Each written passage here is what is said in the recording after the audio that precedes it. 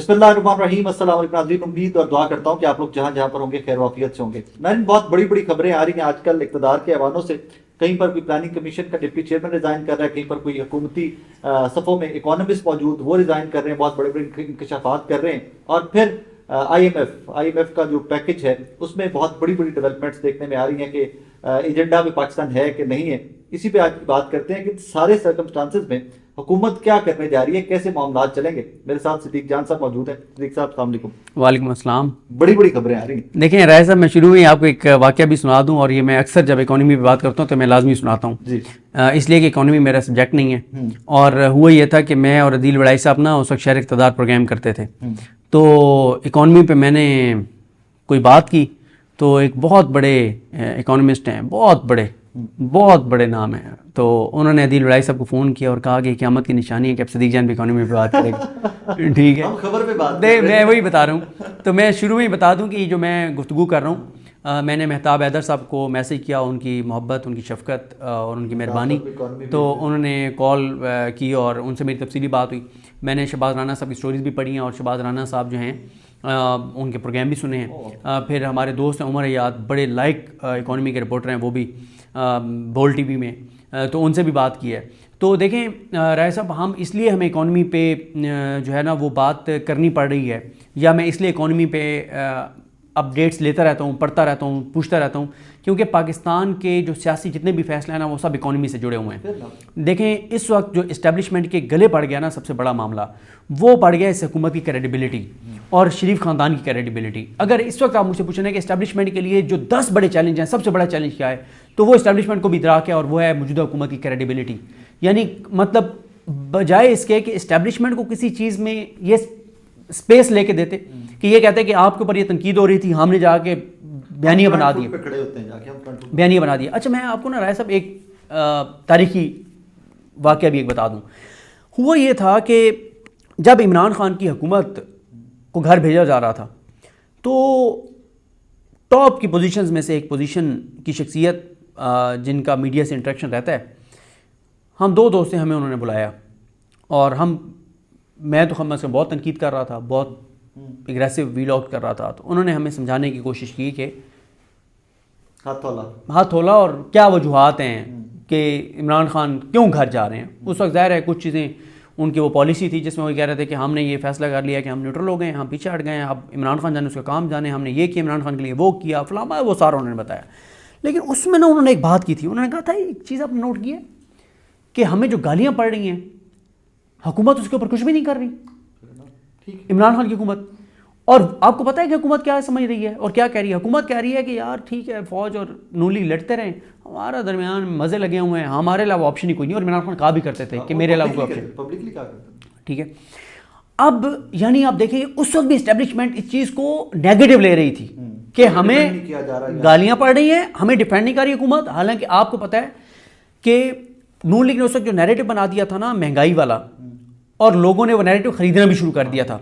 ٹھیک ہے, اس وقت حالانکہ ہم اس وقت یہ کہتے تھے کہ یہ جو پاکستان کے اندر مہنگائی ہے اس میں سے 70% فیکٹر کووڈ ہے, انٹرنیشنلی جو چیزیں ہوئی ہیں, اور 30% ہم یہ کہتے تھے کہ یہ عمران خان کی ٹیم کی نااہلی, نا تجربہ کاری, بد انتظامی, نااہلی, نالائکی, یہ ہیں. 70% انٹرنیشنل تھا. لیکن لوگوں کو جب کوئی بھوکا ہو نا تو اس کو کوئی اس طرح کی بات کرے نا, اس کو اپیل کرتے, ان کو یہ تھا کہ یار باقی عمران خان نا تجربہ کار ہے اور نون لیگ ٹھیک کہہ رہی ہے. یہ تو جب وہ آئے تو پھر لوگوں کو پتہ چلا کہ کیا حساب کتاب ہے. تو لیکن اس سب کے باوجود کہ مہنگائی کی وجہ سے عمران خان ان پاپولر ہو گیا تھا, اس سب کے باوجود عمران خان, وہ جو ان پاپولر عمران خان تھا نا جنوری 2022 میں, کیونکہ وہ آہستہ آہستہ پھر بننا شروع ہوا تھا نیریٹو عمران خان کے حق میں, جب یہ عدم اعتماد اور فلاں تو پھر ٹائم لگا. لیکن جنوری 2022 میں اس میں کوئی شک نہیں کہ عمران خان بہت ان پاپولر تھا.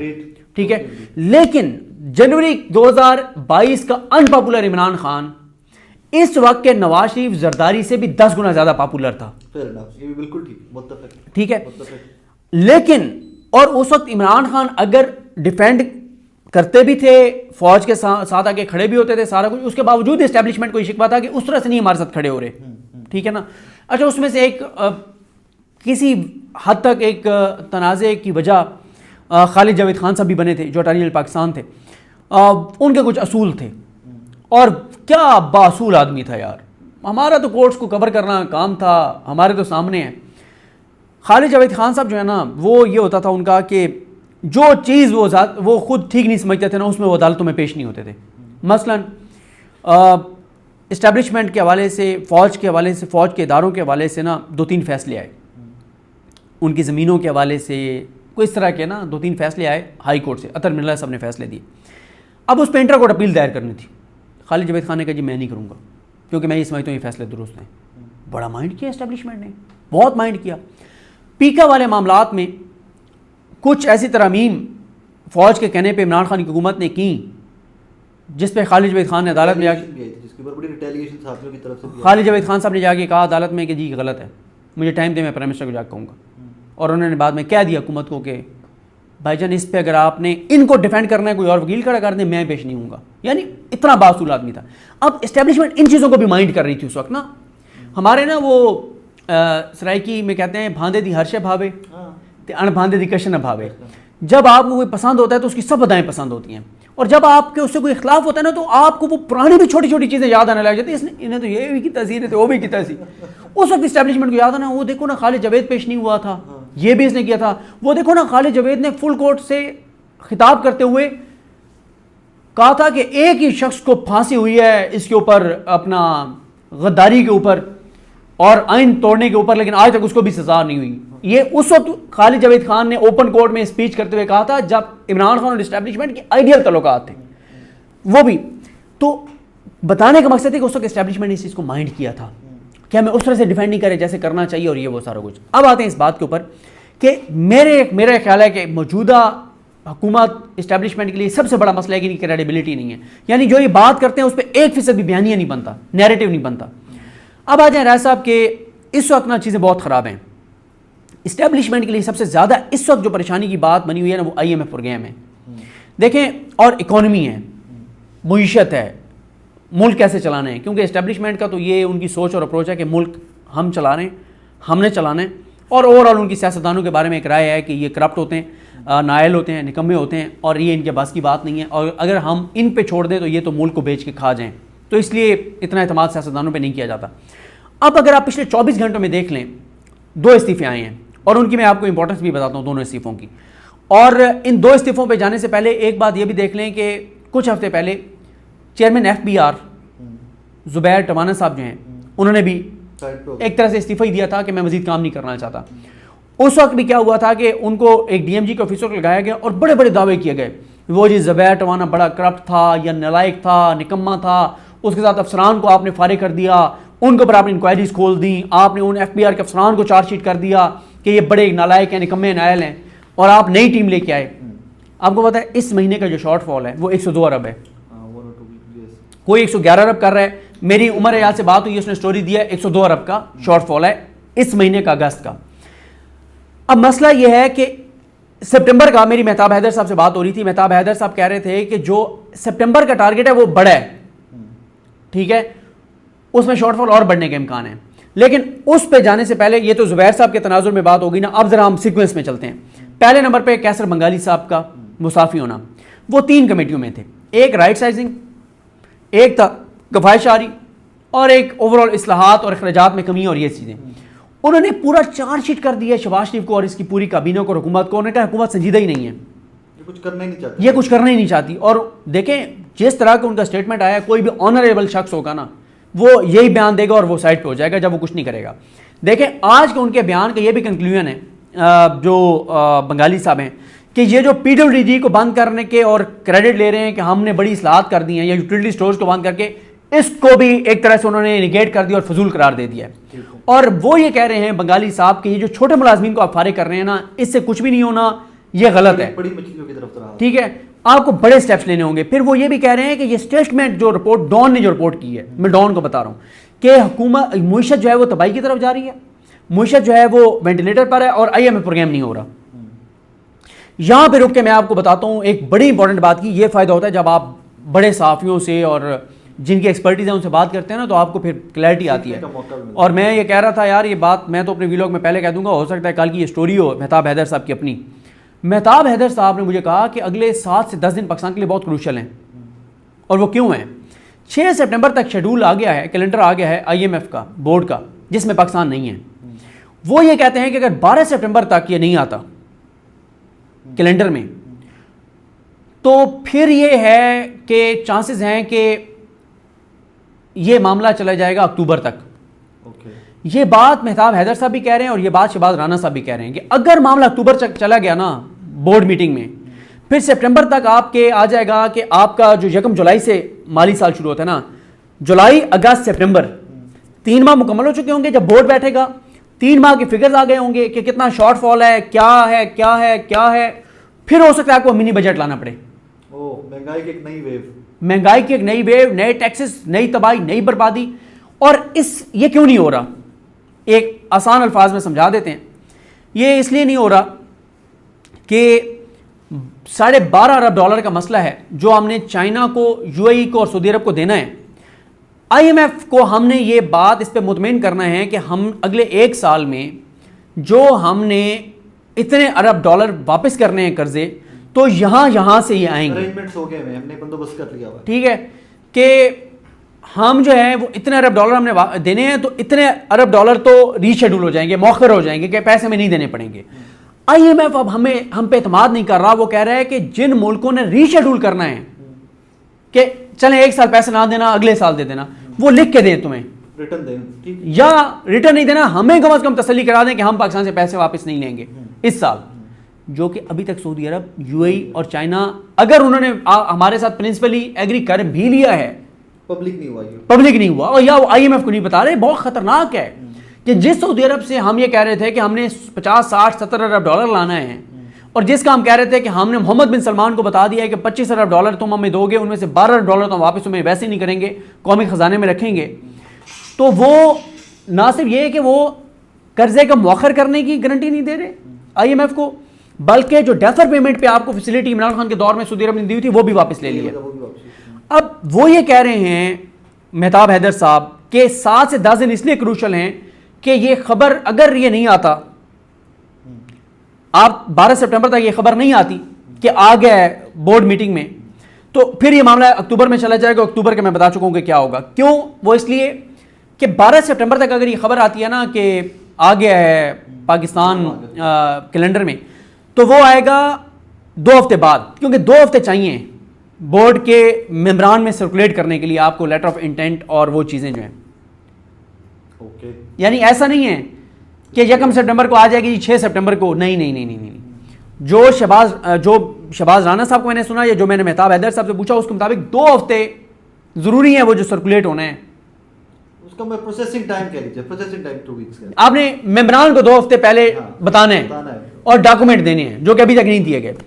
تو وہ یہ کہتے ہیں کہ پاکستان کے لیے 7 سے 10 دن کروشل ہیں اگر 12 سپٹمبر تک یہ خبر نہیں آتی, کیونکہ 12 کے بعد ہو سکتا ہے پھر آپ کے پاس آئے یہ خبر جو ہے وہ 16-17 کو جا کے آئے, وہ تو اکتوبر تک چلی جائے گی. جب اکتوبر میں بیٹھا ہوگا بورڈ تو ان کے پاس فگرز ہوں گی آپ کی جولائی, اگست اور سپٹمبر کی, فائنینشیل کوارٹر کی فگرز آ کہ کیا کھویا کیا پایا پاکستان جی. اور وہ کہیں گے کہ یہ آپ کا 12 مہینے کا جو پروگرام ہے 3 مہینے کا تو آ گیا نا, باقی تو 9 مہینے رہ گئے. تو وہ جو شیخ رشید کہا کرتے ہیں نا کہ دلہن کا پہلی رات ہی پتہ چل جاتا ہے کہ گھر سے بسانا یا نہیں بسانا, تو 3 مہینے سے پتہ چل جائے گا کہ یہ گھر اگلے 9 ماہ میں بسنا ہے یا نہیں بسنا. ٹھیک ہے. اور جیسے جیسے شارٹ فال بڑھتا جائے گا تو دباؤ بڑھتا جائے گا کہ اب آپ نے اور اقدامات کرنے ہیں, آپ نے ٹیکس لگانے ہیں, اور ٹیکس یہاں پہ دینے کو اس حکومت کو کوئی تیار نہیں ہے. یہ دیکھیں تاجر جو ہے نا, تاجر ابھی جو ہڑتال کی تاجروں نے, ایسا نہیں ہے کہ تاجر ٹیکس نہیں دینا چاہتے. رائے صاحب کون سا پاکستان کا بندہ ہے جو ٹیکس نہیں دے رہا؟ ڈائریکٹ یا انڈائریکٹ. گاڑی کتنے کی ہوتی ہے اوریجنل, اور اس کے اوپر آپ ٹیکس کتنا دیتے ہیں؟ بجلی کا بل ایکچوئل کتنا ہوتا ہے اور اس کے اوپر آپ ٹیکس کتنا دیتے ہیں؟ آپ کی تو مسجدیں بھی ٹی وی کے نام پہ یہاں پہ ٹیکس دے رہی ہیں. آپ بجلی کے بل میں, گیس کے بل میں, ہر چیز میں آپ ماچس کی ڈبی لینے بھی جاتے ہیں. سر وہ کتنے لوگ کر رہے ہوں گے, لیکن عام آدمی تو ٹیکس دے رہا ہے نا. اب بات یہ ہے کہ عام آدمی, اگر ہمیں مثال دی جاتی ہے دنیا کے فلانے ملک میں لوگ اتنا ٹیکس دیتے ہیں, وہاں پہ پھر یہ بھی نہیں ہوتا کہ جبری گمشدگیاں ہوں, وہاں پہ لوگوں کو اغوا بھی نہیں کیا جاتا, وہاں پہ جان اور مال کا تحفظ بھی ہوتا ہے. وہاں پہ یہ نہیں ہوتا کہ آپ کسی کو بھی آیا کہ اور اس سے موبائل چھیننے کے لیے آپ اس کے سر میں گولی مار کے چلے جائیں. 6 بہنوں کا اکلوتا بھائی بھی وہاں پہ اس طرح نہیں مارا جاتا. وہاں پہ یہ بھی نہیں ہوتا کہ آپ کے گھر میں ڈکیتی ہو جائے تو آپ کو 10 بندوں سے فون کرانا پڑے یا پیسے دینے پڑے ایف آئی آر کٹوانے کے لیے. وہاں پہ یہ بھی نہیں ہوتا کہ آپ ایف آئی آر کٹوانے جائیں تو آپ کو یہ کہا جائے کہ یہ نہیں لکھوانا کہ ڈاکو کے پاس جو ہے نا وہ ویپن تھا. تو تو وہاں پہ ہمارا ریاست سے معاہدہ کیا ہے شہری کا کہ ہم تمہیں ٹیکس دیں گے ریاست کو, ریاست اس کے بدلے کیا دے گی, مجھے علاج کی سہولت دے گی, مجھے میری عزت جان مال کا تحفظ کرے گی. کوئی ایک چیز ریاست کر رہی ہے جو اس کی ذمہ داری ہے؟ ٹھیک ہے, تو یہ تو اس وقت جو چیزیں کر رہے ہیں وہ لوگوں کو بے روزگار کر رہے ہیں. پی ڈبلیو ڈی کو آپ بند کر رہے ہیں, آپ یوٹیلٹی سٹورز کو بند کر رہے ہیں, آپ لوگوں کو بے روزگار کر رہے ہیں ایک ایسے ٹائم کے اوپر جب ویسے ہی لوگ خودکشیاں کرنے پہ مجبور ہیں. شاید یہ آپٹکس کے لیے کیا جا رہا ہے نا کہ یہ 2-3 ڈپارٹمنٹ بند کر دیں گے, 2-3 محکمے تو دکھائیں گے, دیکھیں جی ہم ریفارمز لے کے آ رہے ہیں, دیکھیں جی ہم یہ کر رہے ہیں وہ کر رہے ہیں. اب اس میں بھی مرائے صاحب میرا ایک سوال ہے کہ یہ کہتے ہیں کہ ہم کرپشن پہ بند کریں پی ڈبلیو ڈی کو. مجھے بتائیں کہ کرپشن لوگ کرتے ہیں یا عمارت کرتی ہے؟ لوگ کرتے ہیں. تو آپ تو کہہ رہے ہیں کہ ہم ان کو پی ڈبلیو ڈی والوں کو دیگر محکموں میں ایڈجسٹ کریں گے, تو آپ کرپٹ لوگوں کو ایڈجسٹ کریں گے. ٹھیک ہے, اس کا مطلب یہ کہ آپ جھوٹ بول رہے ہیں. کرپشن لوگ کرتے ہیں, پھر لوگوں کو آپ ایڈجسٹ کر رہے ہیں, آپ فارغ نہیں کر رہے ہیں. دوسرا, لوگوں کو کرپشن والوں کے خلاف احتساب کیا جاتا ہے. بالکل. ٹھیک ہے رائے صاحب, اس کے پیچھے کہانی یہ ہے, میں آپ کو مختصر بتا دوں. یہ جو پی ڈبلیو ڈی بند ہو رہا ہے, قانون کے مطابق یہ ہے کہ جتنے پاکستان کے اثاثے ہیں نا حکومت کے, جو عمارتیں ہیں, جو پلاٹ ہیں, جو زمینیں ہیں, وہ یا تو پی ڈبلیو ڈی کے نام پہ ہیں, یا پی ڈبلیو ڈی اس کی کسٹوڈین ہے, یا آپ نے پی ڈبلیو ڈی سے این او سی لینا ہے کسی عمارت کو ڈیمالش کرنے کے لیے, اس کا پرپز چینج کرنے کے لیے, بیچنے کے لیے سرکاری. اب آپ نے بیچنی ہے سرکاری زمینیں اور آپ نے ملک چلانا ہے اس کے اوپر, تنخواہیں دینی ہے آپ نے اس کے اوپر, آپ پی ڈبلیو ڈی کو بند کریں گے, پھر آپ کسی اور اپنے محکمے کو دیں گے یہ کہ اس کا این او سی چاہیے ہوگا, وہ آپ کا اپنا ہوگا محکمہ, آپ خفیہ طور پہ این او سی لیں گے, پتہ ہی نہیں ہوگا, اور پلاٹ بک جائیں گے اور ڈیلیں ہو جائیں گی. 2 ارب کا پلاٹ 6 ارب کا پلاٹ جو ہے وہ 2 ارب میں بک جائے گا. بس لیکن ہمیں سیلریز دیں گے تو یہاں سے جا رہے ہیں. ٹھیک ہے, مطلب آپ کو یہ چاہیے, تو چیزیں ٹھیک نہیں ہیں.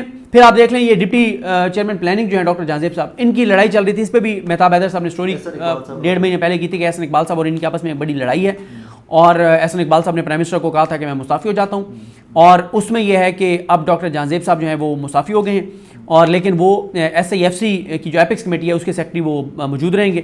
اب آپ بتائیں نا کہ جس ڈاکٹر جہاں زیب کو احسن اقبال صاحب نے مستعفی ہونے پہ مجبور کیا ہے, تو وہ ایس آئی ایف سی میں بیٹھ کے بطور سیکرٹری, ٹھیک ہے, وہ ایس آئی ایف سی کی ایپکس کمیٹی کے سیکرٹری کے طور پہ وہ نہیں اسکور اپنا سیٹل کریں گے.